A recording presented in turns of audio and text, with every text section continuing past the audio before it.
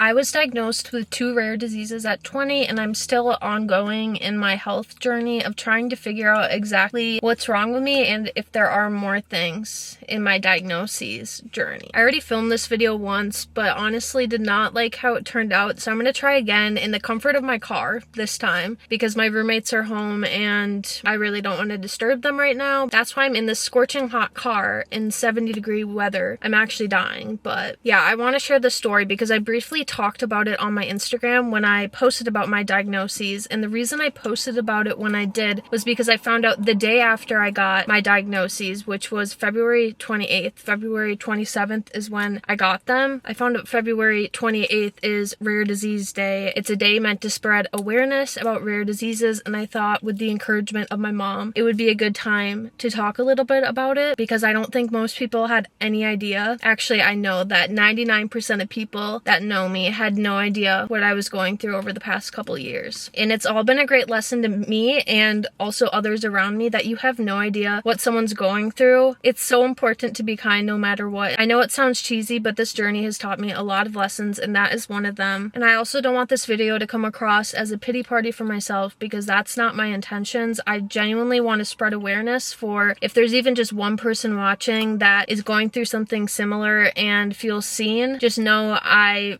DMs are always open if you want to talk. I know I've talked to some people already. Just know you're not alone. And if I can do that for one person, then this all will be worth it. When I filmed this before, I did a lot of talking about the process of getting my diagnoses, and I'm still going to do a little bit of that today, but I mostly want to focus on the now of it all because I could make a whole 3-hour video about everything I went through to get here, and you're going to get the abridged version of that. I'm sorry if you see me sweating. My face gets really red. I'm stuck in a hot car, and I'm coming from Wisconsin weather, so it is really, really feeling extra hot to me right now. But basically, the 2 rare diseases I was diagnosed with, a rare autoimmune disease called polymyositis, and then a rare genetic disease, has a few names, HIES, hyper IgE, Job's disease. Like I said, this is going to be a very condensed version of the story, and then I'll talk more about what's going on with me right now. But basically, going into college, I moved from Wisconsin to North Carolina alone at 18, and I would not have done that had I not been healthy because I was very healthy. I've always been athletic. I've always been in sports. My health was pretty good aside from some things that happened in my childhood, but we didn't really think anything of it because we were told by doctors that it was all completely fine. But now looking back in hindsight, and when I share more about my genetic disease specifically, that all plays into that. We just had no idea. It all started with fatigue, feeling super fatigued, and if you have experienced chronic fatigue before, you know that's different than just being tired, because I had a lot of people telling me, oh, I'm tired too, but it's different, and you know what I'm talking about if you've experienced that. So that's when people ask me how I noticed something was wrong, that's when it all started, because it was like crippling to the point where I couldn't get out of bed, and that's not like me. I'm not a lazy person, and I've been told by people that were once in my life that I was just being lazy, but I knew that wasn't true, and I know that people that actually know me in real life know that's also not true. But it was to the point where I could barely get out of bed to make breakfast or even go to the bathroom in the morning, let alone do something that I really enjoy, like hanging out with my friends or reading books. And these were the same people that were telling me I'm not a good enough Christian because I didn't have the energy to read my Bible every morning. And those same people are no longer in my life. You just really have no idea how your words can really stick with someone and impact someone, even if they're not true. And I know now this is not true, but it especially hurts coming from someone that you were really close with and someone breaking up with you because you were not a good enough Christian because you couldn't do those things any longer, instead of just owning up to the responsibility of being with someone who's sick. And I bring this all up because it's really taught me the true people in my life, whatever type of relationship that is, family, friends, dating, whatever. Because if someone loves you and truly cares about you, they're gonna stick with you no matter what. And I know I would do the same thing for people in my life. So I'm just so thankful to be surrounded by a genuine group of people who support me and have been there with me, even just listening to me complain about stuff. And I try not to be a complainer, but you know, there are just moments when you're going through the thick of it, especially when I spent months just crying every day because all of my health issues seemed never ending, and they still sometimes do, but I'm just thankful to have some answers now. But yeah, so that all happened. I was seeing doctor after doctor after doctor, and a common theme of events is that they all gaslit me, dismissed me altogether, told me there was nothing wrong with me because my blood work kept coming back normal, which is so infuriating if you've gone through anything like this. Just because your blood work is like normal enough, that does not mean that you're making eating it all up. And I was going through a long period of time where I was thinking, did I do something to cause this? Which is also not true, and something that's really hard to hear when people tell you, oh, it's because you're eating a certain way, it's because you're exercising a certain way, which I know now everything I did not contribute to anything that happened to me, which is so frustrating because I spent months and months and months working out so hard. I eat healthy, I don't drink, I don't smoke, yet none of that was helping me. If anything, it was making everything worse. It was about August of 2023 when I noticed something was wrong, and from there it just progressively got worse and worse and worse. And then other symptoms started, like joint pain. I was getting rashes all over my body,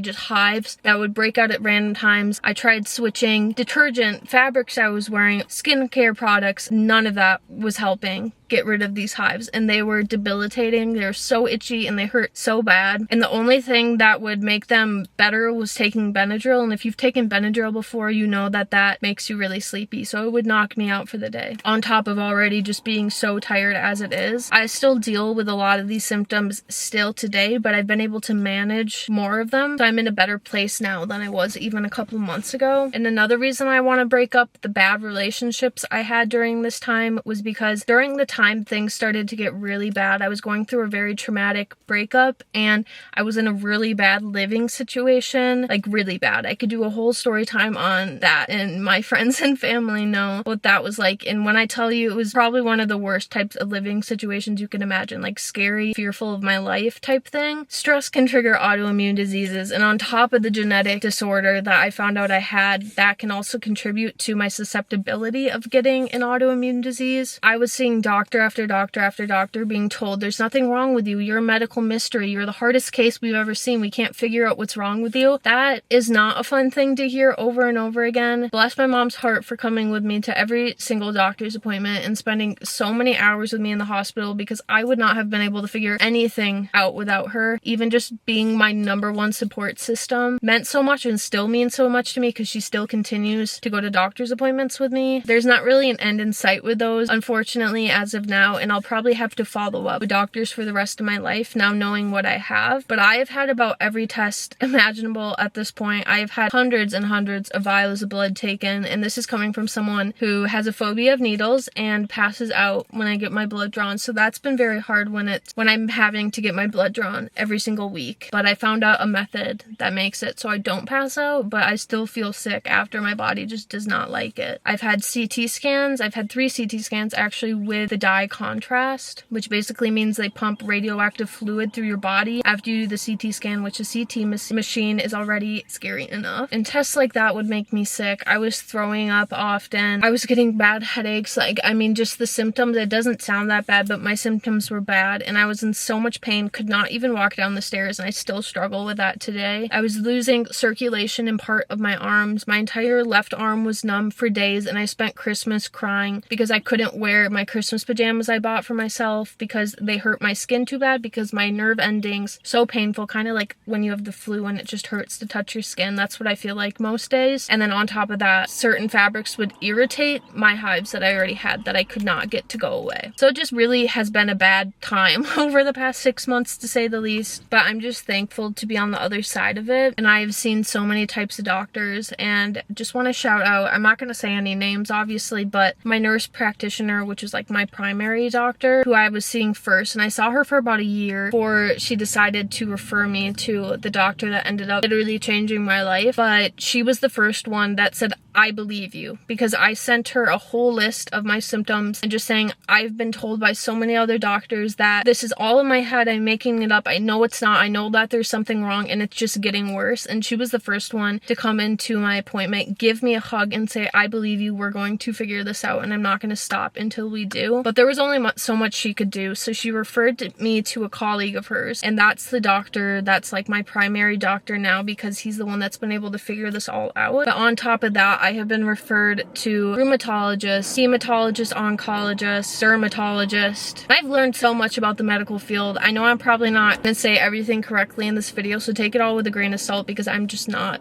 I'm not in that field of study. I am an artistic person, so it's been hard, but I have learned a lot just from been experiencing it firsthand. But thankfully, once cancer was ruled out, like, I have been told the wildest things from doctors. I was told all I needed to do was wear slippers if my feet hurt and my joints hurt in my legs. Just wear slippers, which, like, is insane, because a lot of doctors I have found just want to slap a band-aid on the bullet wound instead of just trying to get to the actual root of what the problem is. So that's the very brief version of everything I went through. I'm sure I forgot a lot, but it has been very bad, and I've been in a very bad space mentally over the past year because of all of these issues. Just dealing with a lot of high functioning anxiety and depression to the point where people probably wouldn't know. Now to talk about my actual diagnoses. So the first thing we figured out was my doctor had me take a medical genetic test, which you just basically spit in a tube like a DNA test and you send it out to a lab. And when those results came back, I found out I have 2 genetic mutations. One of them says it's low penetrance, which means basically you just have a less chance of it actually causing disease, and then the other one is an unknown variant. The one that is causing some of my issues is a STAT3 gene mutation, and it comes by multiple names, like I mentioned: hyper IgE, HIES, and Job syndrome. Obviously something I was born with, can't control, and it was primarily peaking during my childhood, which, looking back now in my childhood, it all makes sense, and that is what has been causing my terrible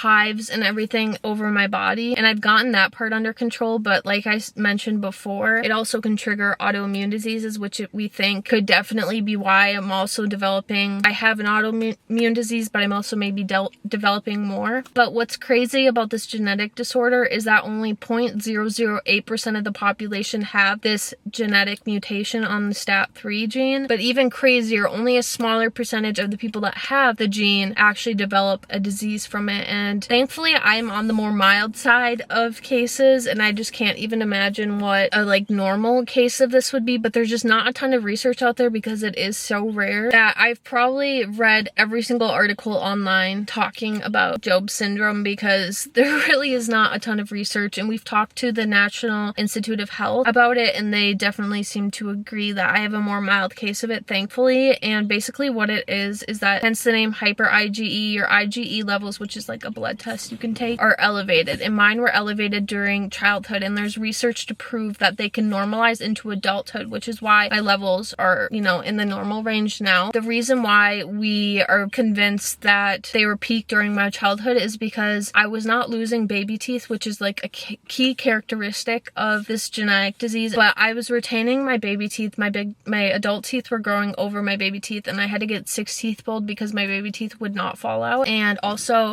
having fragile bones is a key characteristic of this genetic disease. And if you grew up with me, you know that I spent every year in elementary school with some sort of cast because I kept breaking bones. And I was breaking them from minor trauma, which is the other key aspect of this. When I was in 1st grade, I broke my femur, which is the longest bone of your body, and it's like near impossible to break unless you have some sort of major trauma like a car crash or something like that. And I broke it running down a hill. Like, I would understand if I was 90 years old, but I was a little kid and I broke it running down a hill. It's not normal. In Job syndrome, skeletal abnormalities include hyperextensibility of joints. I have, double jointed joints. Scoliosis, thankfully don't have that. And reduced bone density, leading to frequent fractures, especially in long bones and ribs. And I broke my longest bone, plus my baby teeth. And then on top of that, when I was prescribed an antibiotic to start taking twice a day, which I will have to be on for the rest of my life, but that is a small price to pay to get rid of my hives, because once I started taking that, hives gone, which was another confirmation that this is what I had, because it's a specific antibiotic that's supposed to treat what we found out my hives were chronic infections in my skin, which is gross to think about, but thankfully that is cleared up because it's like bacteria or something. Again, I'm not a doctor. I just know what I've researched and what I've been told down at a dumbed down level from my doctors. And this is a fun fact. You might be wondering why, maybe you're not wondering, but if you are wondering why it's called Job syndrome, it's named after the biblical character Job from the Bible, which I find very interesting. I don't want to say cool because I feel like that's not the right word, but I am Christian, so it's quote unquote cool that I have a disease named after something biblical. I hope you understand what I'm saying. But the verse that this disease was named after was Job 2:7. So Satan went out from the presence of the Lord and struck Job with loathsome sores from the sole of his foot to the crown of his head. So that's what it's named after, because of these terrible skin infections that happen. And again, like, some people have it way worse, but there's also not that many people out there with it. So I don't know how many answers I'm actually going to get regarding my genetic disorder. So that's kind of all I really know. That those are the main points of it. But I am at risk of infection every day. It's just easier for me to get sick. And another key aspect of it is it affects your lungs. And when I did my CT scan, they found a nodule, non-cancerous, in my right lung. So I'm going to have to go in and do another CT scan this summer just to follow up to make sure it's like not developing into something worse. But I had asthma as a kid. I was always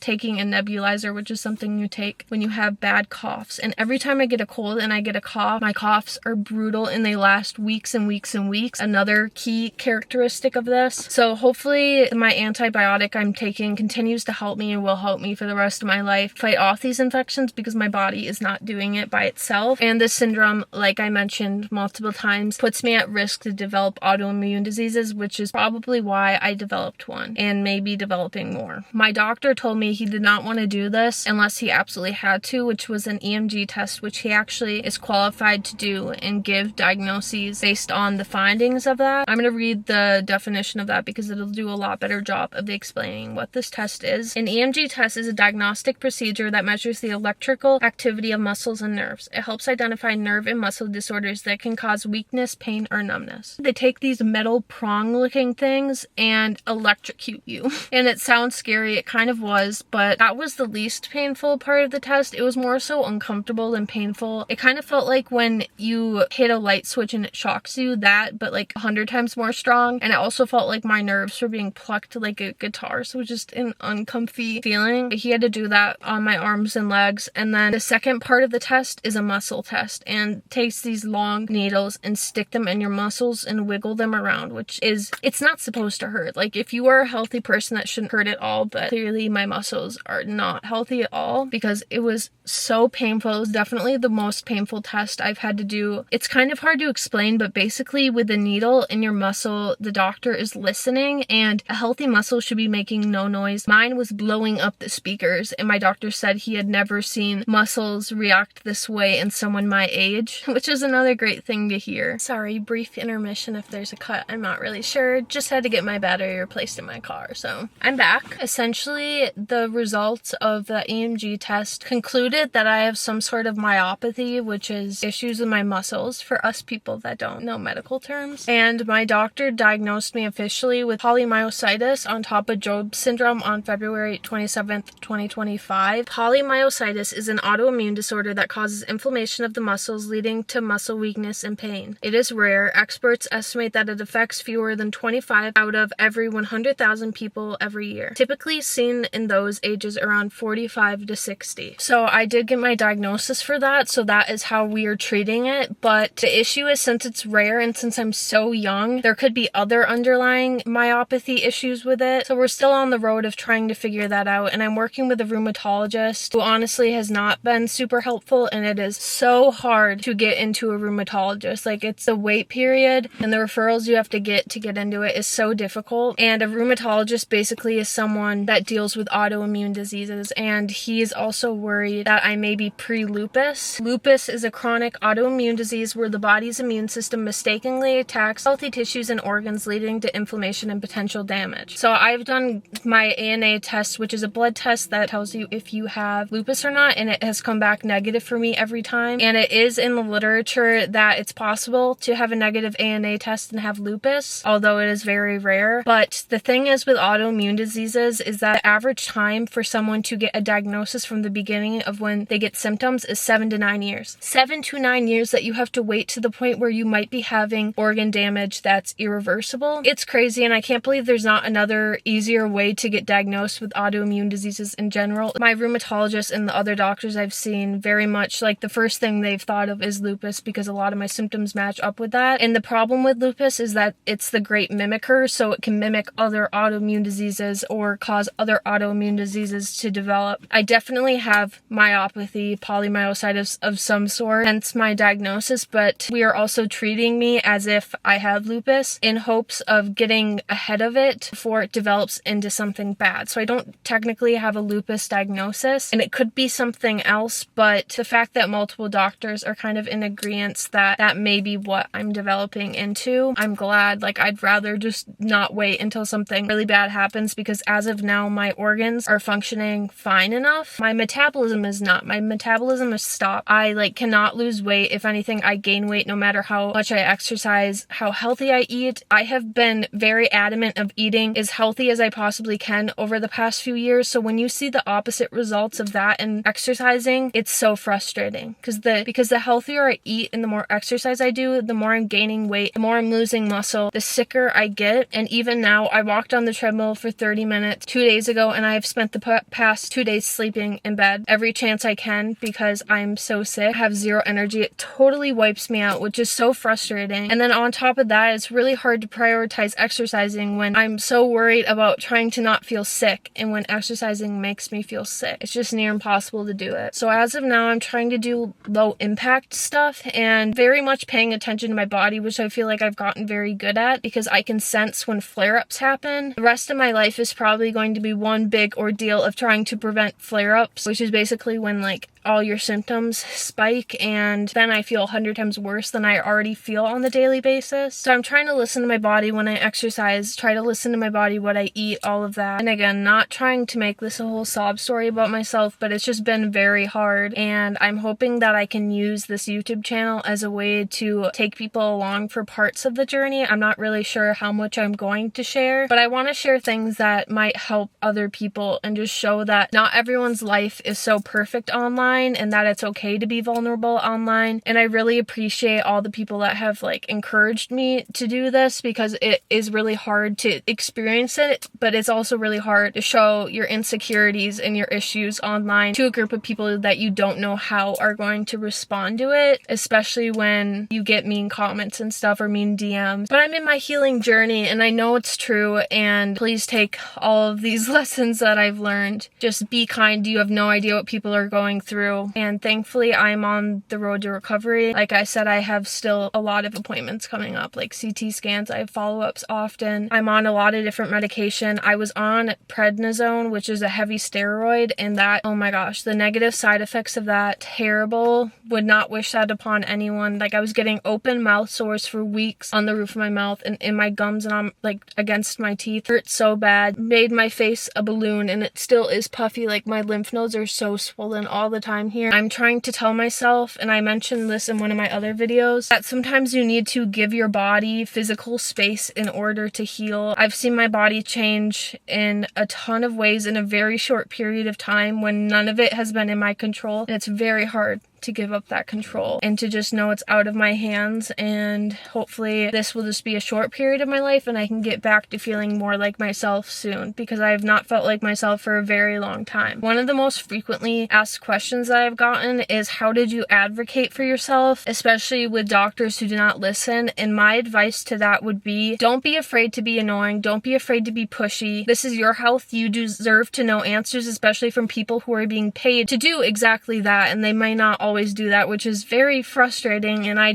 could go on and on about the healthcare system here and its flaws in so many ways, but that is not to say that there aren't doctors out there who will believe you and will find answers for you and will not stop until they find answers for you, because they genuinely care. And I was about to give up right before I found the doctor that did all that for me. So just don't give up, keep pushing. Another thing that really helped me, and this was my mom's idea, so the whole credit to this goes to her, but we printed out all my personal history, all my family medical history, my symptoms. I would write down my medications and supplements I'm on so doctors can easily see that. And then we printed out every single test result I got, every single blood test result, and the stack was that thick. I'm not even joking. And then we printed out any research articles we found and highlighted important bits. We compiled this all into a folder and brought that with us to every single appointment. And every single doctor that used that binder commented about how helpful it was to have it all in one place, especially when you are going from doctor to doctor to doctor and having to re-explain everything a million times, which is why I think I'm really struggling to film this video, because I've told this story so many times to the point where I can't ever remember what I've said and what I haven't said. But that would be my number one tip for that. And just know, I believe you. If you know something's wrong, just know that there are people out there that will believe you, and doctors are not worth the time if they're not going to believe you, because